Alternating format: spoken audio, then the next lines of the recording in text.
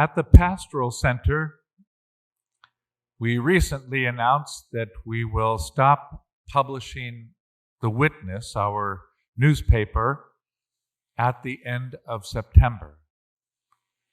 And also that we're offering an early retirement package to employees.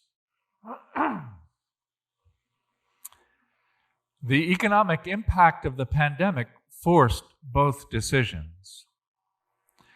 Less money for ministry means that the Pastoral Center has to tighten its belt to do what the parishes depend on us for. The Pastoral Center exists to serve pastors and parishes and parishioners, to be a resource for parish ministry, and to minister to parish ministers, who in turn minister to their parishioners. That's because in the context of the church, the parish is the front line, and pastors, parish ministers, and parishioners are the essential workers. And the essential work on the front line is this: to share our Catholic faith with children, young people, and inquirers, so maybe they'll join us as followers of Jesus in his Catholic Church. These children, young people, and inquirers are today's foreigners and Gentiles that we heard about in the readings.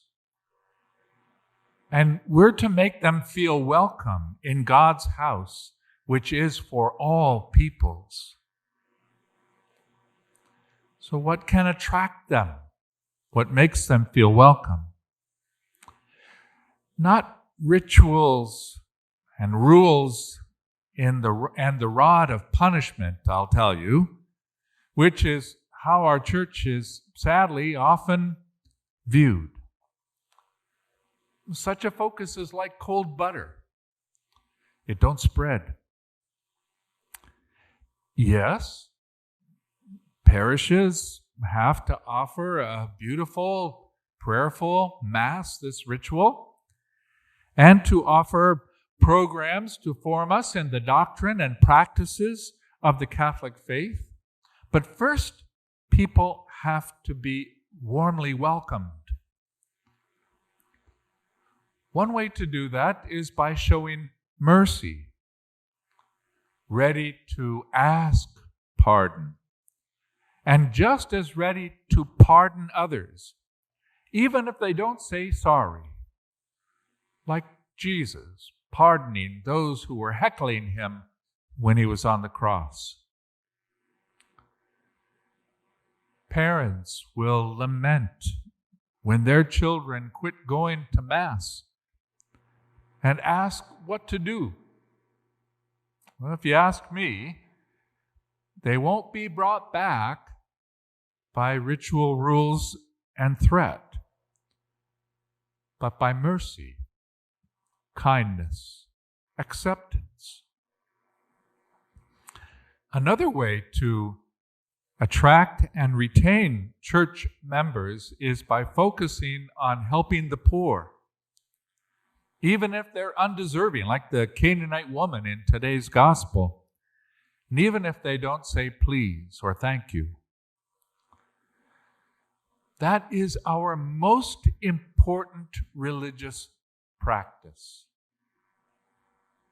Consider this: when St. Paul presented his message that he was preaching to the Gentiles, when he presented it to the church leaders for their approval, they made him change nothing, but only insisted this: that he remembered to help the poor. Jesus attracted people by forgiving and giving. That's our essential work on the front line: to forgive and give, done by pastors and parish ministers and parishioners, helped in some way by the pastoral center, in order to attract others to join us as followers of Jesus in his Catholic Church. May it be so. Amen.